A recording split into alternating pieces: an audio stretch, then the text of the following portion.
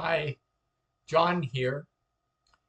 Let's talk about why getting an airline ticket should actually be hard work. I'll give you 10 items that should be considered, possibly, when you're buying an airline ticket. Number one, your loyalty program with the airline. Do you have one? If you don't have one, you should get one.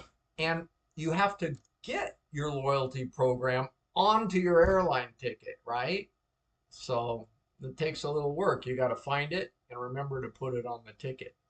Number two, you should probably get TSA pre-check or clear, but at least TSA pre-check.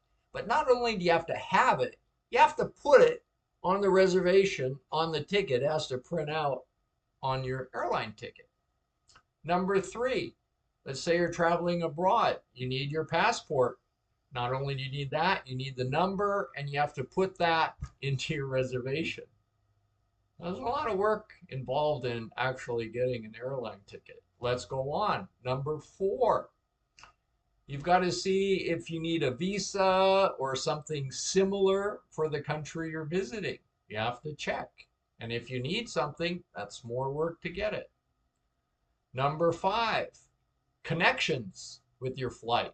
We'd have travel agents get our tickets, and they pretty much knew how much time you needed between connections. But these days, it's kind of up to us. We've got to figure it out. And you can't be landing at one terminal internationally, going through customs with your bags and thinking you're going to make a connection in a totally different terminal where you have to check in and go through TSA again. You got to think that through, right? Number six, the time of day of your flight. You're checking through the different prices and all, and you go, oh, here's an 8 o'clock flight. I usually get up early. I get up around 6. I could make this 8 o'clock flight. No, you cannot. You have to get up a lot earlier. You got to be at the airport at 6. You can't be getting up at 6. So do you really want to get up at 4:30 in the morning?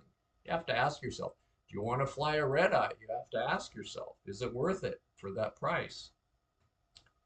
The price. Number 7, we got to talk about price. That's probably going to come into play for 99 out of 100 of us, maybe even more. Maybe the only ones it doesn't come into play would be your company is flying you, price is no object, or you're very wealthy, maybe you have your own plane, maybe you fly private and spending $1 million a year on airfare is no big deal. Other than that, you're probably going to care about price. You got to take some time to think. Not only which flight is cheaper, which airline is giving the best price, but you also have to think, is that price likely to come down in the future? Or is it likely to go up? Should I buy it now, 6 months in advance? Should I wait last minute? You've got to think these things through, and there are apps that help with that. Number 8, layovers or not layovers. Do you want to fly direct, or do you want to go some circuitous route to save you quite a bit of money? There's no right answer there.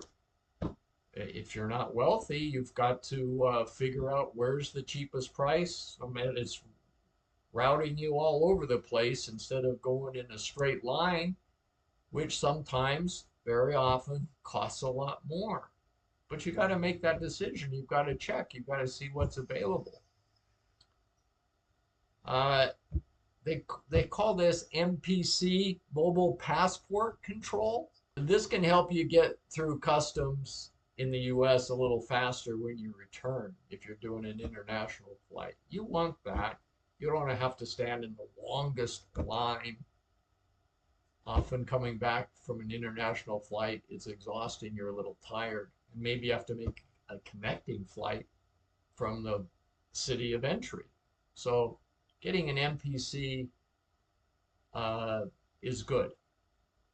The last one that I have for you today, number 10, seats on the airline.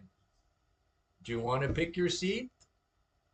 If so, you've got to kind of weigh, well, if I wait too long because I want a better deal, uh, you may get the better deal for the airfare, but you may lose out on the good seats. So, and you've got to pick your seats. Do you want to pay up to pick your seats? If you go the super economy version, you don't pick your seats. Then are you okay with sitting between two large margins? Maybe you are, maybe you aren't. So there's a lot of work just to getting an airfare. And although a lot of what I spoke about were international issues, more than half has to do with just domestic flights. So don't worry about that. Make it fun. Flying should be fun. It should be, in the end, what you chose to do, how you chose to fly, and be happy with that. But all these things have to be taken into consideration. Thanks for today. We'll see you soon. Bye bye.